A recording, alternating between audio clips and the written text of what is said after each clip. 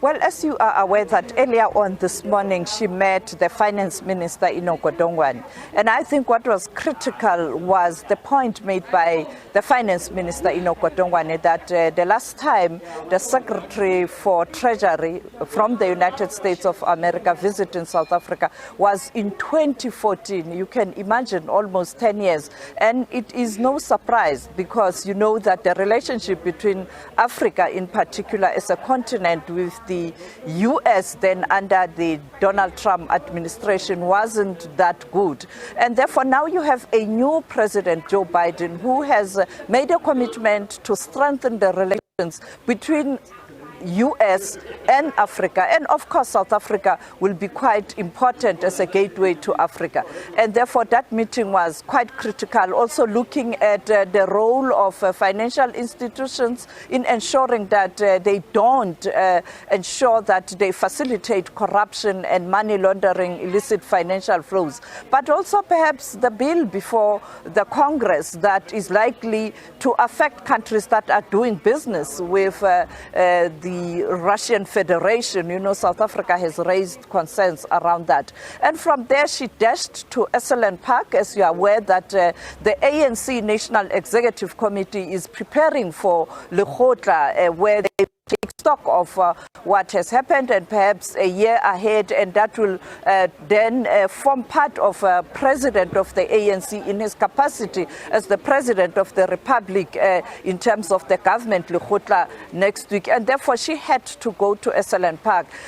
At Esalen Park, on the margins of that NEC, she met Gwede Mantashe. I saw on Gwede Mantashe's Twitter earlier on, where they held talks, and the focus there was the just energy transition. As you are aware that the United States of America and other G7 countries have made available $8.5 billion to assist South Africa to move to cleaner energy, but South Africa has expressed concern that a chunk of that money is in a form of loans, and therefore paying back will be a problem. The President has spoken many times saying that yes, South Africa is willing to tap into that resource, but it will be better if it is better structured in terms of being majority of that money being the grants. And therefore that was the discussion. And you know that South Africa currently is facing a huge problem of electricity supply, and this visit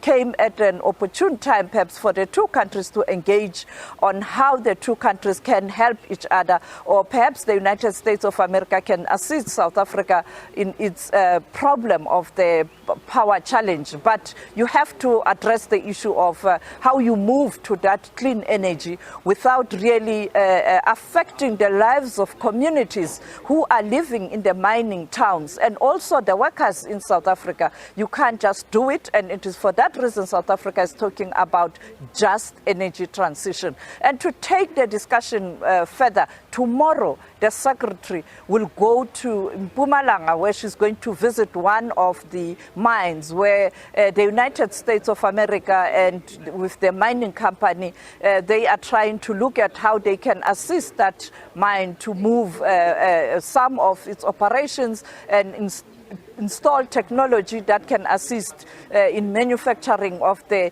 renewables. But I think it was a 3-day visit yesterday at Dinukeng, where she launched this facility or fund where South Africa and the US are going to work together to combat wildlife illicit trade. And I think, yeah, it has been a important visit, and this visit comes at a time where we are told that the US President Joe Biden is intending to visit Africa, and I think this visit are a precursor to what we can see on the continent, the visit of President Joe Biden. And last year you saw the visit of the Secretary of State Antony Blinken. That visit paved way for other visits, and I'm told that on the 7th there's another visit. It might be at deputy level, but it looks like the Americans